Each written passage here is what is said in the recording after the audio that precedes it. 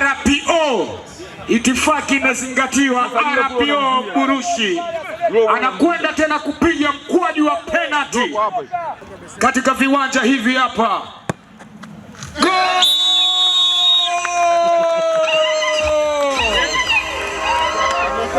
Afande bingwa kabisa, bingwa kweli kweli.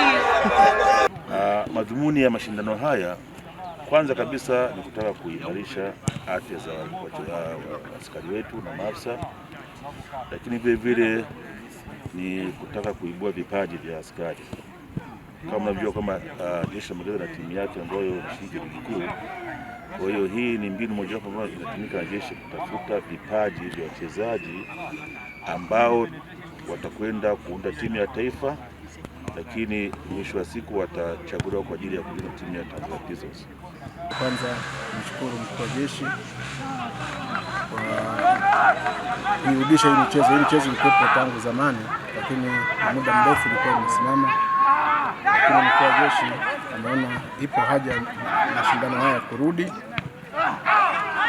na lengo kubwa ikiwa ni kuibua vipaji katika michezo mbalimbali kwa ajili ya kuimarisha timu zetu za kimashindano. Kama ambavyo tunafahamu, tuna timu nyingi ambazo zinashiriki mashindano mbalimbali au ligi mbalimbali. Kuna timu ya mpira wa miguu kwa maana Tanzania Prisons, kuna timu ya netball, kuna timu za ndondi, tuna timu za mpira wa vikapu, na tuna timu za mpira wa mikono kwa maana ya handball.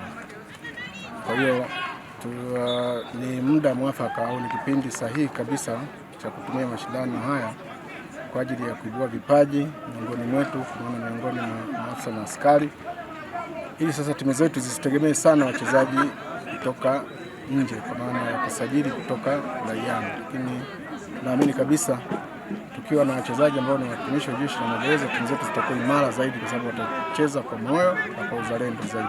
Baada ya kumalizika hapa, tunatarajia kwamba tutapata timu bora ya kanda ya kaskazini ambayo itaenda kushiriki mashindano ya kitaifa ambayo yatafanyika mjini Dar es Salaam.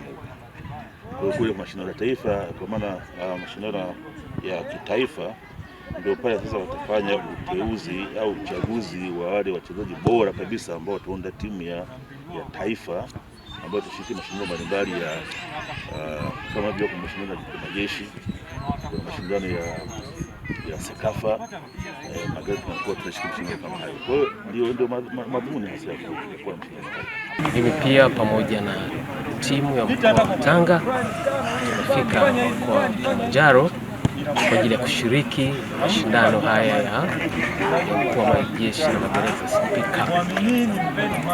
Na kama mtangulizi wangu alivyozungumza, nia na lengo kuona vijana tunaibua vipaji vya vijana, lakini pia tunaongeza mshikamano katika jeshi letu na hatimaye kuwa pia na timu bora ambapo inaweza ikashiriki katika mashindano mengine ya majeshi.